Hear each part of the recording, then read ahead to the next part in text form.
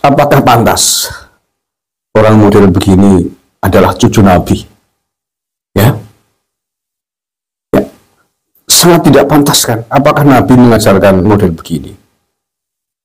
Apakah Nabi mengajarkan melaknati orang, nyumpahin orang, mendoakan buruk kepada?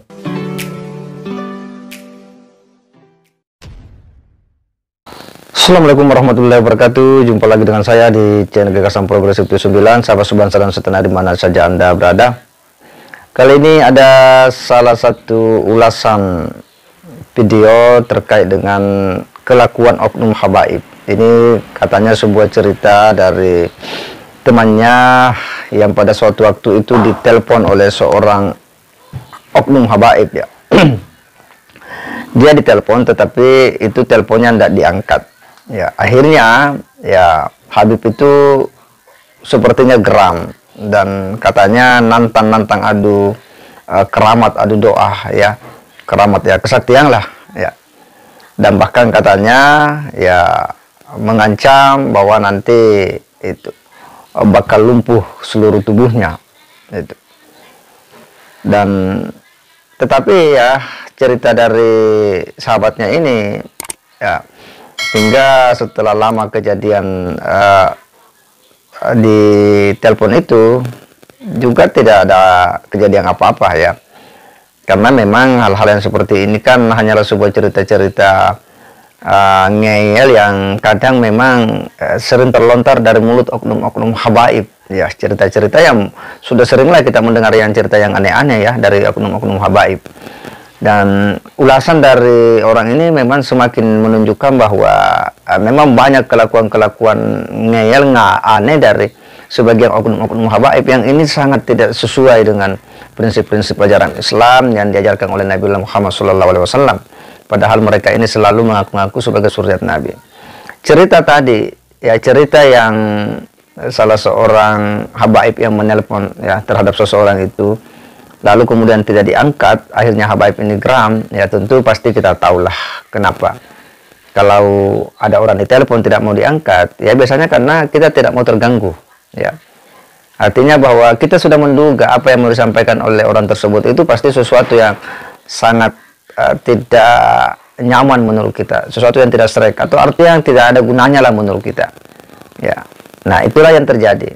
Nah, seperti apa kisah ceritanya, ya saya kira penting untuk kemudian kita edukasikan ini sekaligus menjadi pembelajaran di tengah-tengah situasi yang hari ini isu masalah habaib ini sedang viral ya. Kita coba simak dulu sama-sama.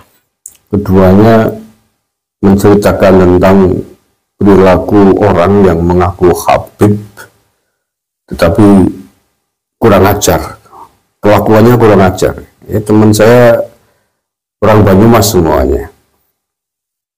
Belum lama kejadiannya, sekitar Idul Adha kemarin. Yang pertama melaporkan bahwa dia diancam oleh Habib gara-gara tidak mau mengangkat teleponnya. Kenapa tidak mau? Ya tahu sendirilah. Menghindari hal-hal yang tidak diinginkan. Kemudian Habib itu yang katanya dari Semarang mengancam, sumbar lah, sombong gitu. Nah seperti apakah ancamannya? Kebetulan direkam nih. Mari kita simak sebentar nih. Kowe nek ora gelem ngangkat teleponku, tak dongake ning malam iki lara lumpuh sak awak kowe. Temenan asli, yakin hak. Kowe nek pengen ngerti aku keramat-keramatan dongamu karo dongaku moh ayo didu wani aku.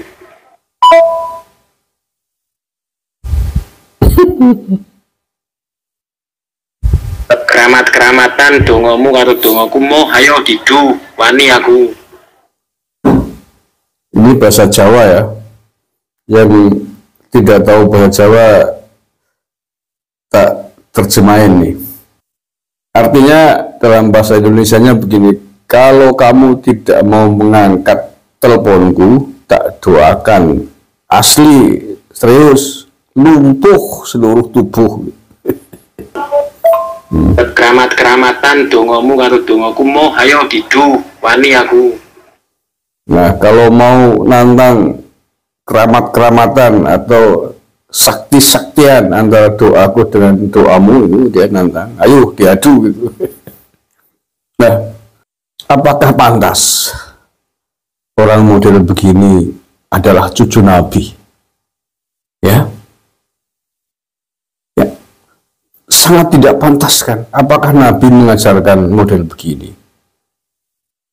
Apakah Nabi mengajarkan melaknati orang, nyumpahin orang, mendoakan buruk kepada hambanya? Kan enggak. Ya, makanya lagi-lagi wajar kalau kemudian kita tidak percaya bahwa orang oknum-oknum Nabi ini adalah keturunannya dari Rasulullah SAW. Karena perilakunya bukan perilaku akhlak adab Nabi. Gara-gara nggak mau diangkat teleponnya kok nyumpahin, mendoakan lumpuh di malam Id ini. Nantang adu kesaktian. Di faktanya sudah lewat nih sholat Id, orangnya masih sehat walafiat, nggak lumpuh.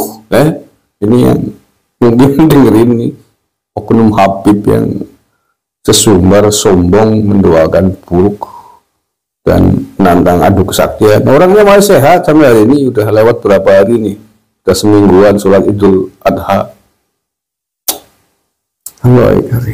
Ya, kalau kita simak ya tadi apa yang disampaikan oleh pria tersebut ya, mengulas tentang cerita sahabatnya itu, nampak sekali bahwa ada kelakuan-kelakuan yang memang sangat tidak etis ya, sangat tidak wajar dari oknum-oknum Habib. Tetapi ini bukan cerita ini saja, karena dalam berbagai kesempatan kita memang sering mendengar cerita-cerita yang ngawur ya dari sebagian oknum-oknum habaib. Dan nampak sekali dari apa yang tadi diceritakan oleh ya pria ini bahwa ngajak adu keramat, adu kesaktian, bahkan ya, ada mendoakan orang ya dalam kecelakaan. Ini kan sesuatu yang sangat tidak pantas ya. Menurut kita ini sebuah tindakan yang sudah kelewatan, ini sudah tidak menghargai lagi nilai-nilai tata krama, sopan santun ya dalam bermasyarakat. Dan kok bisa-bisanya kata-kata seperti itu bisa keluar dari mulut seorang yang ngaku sebagai suriat Nabi hanya karena teleponnya tidak mau diangkat. Ya, tidak mau diangkat itu karena dianggap bahwa kita sudah tidak perlu lagi ya dengan apa yang dia ingin sampaikan, atau dalam artian kita sudah menduga bahwa ya yang dia mau sampaikan ini sesuatu yang ya pasti tidak membawa manfaat ya. Dan ternyata sang Habib itu akhirnya geram dan menantang adu keramat ya, adu kesaktian ya, doa, dan ngancam-ngancam bahwa nanti ya tubuhmu akan lumpuh total.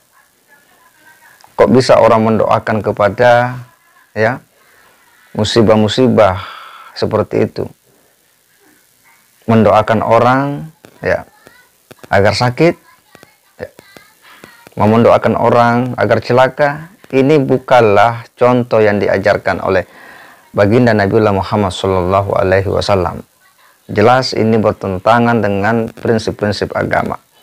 Dan ini adalah sebuah doktrin-doktrin sesat yang kemudian harus dilawan, tidak boleh dibiarkan. Mereka telah membawa nama Nabi yang pada akhirnya hanya akan ya mencederai ajaran Islam itu sendiri. Dan karenanya hal-hal seperti ini harus diedukasikan kepada kaum-kaum pribumi agar jangan mudah dan gampang percaya kepada oknum-oknum ya, yang selalu menjual-jual ya darah nasab mereka, mengaku-ngaku suriat Nabi. Karena toh biasanya orang yang asli itu tidak akan pernah mengaku-ngaku, tetapi orang akan meyakini bahwa dia adalah suriat Nabi. Nah, disinilah kita penting mengedukasikan kepada umat Islam. Saya kira demikian. Wassalamualaikum warahmatullahi wabarakatuh.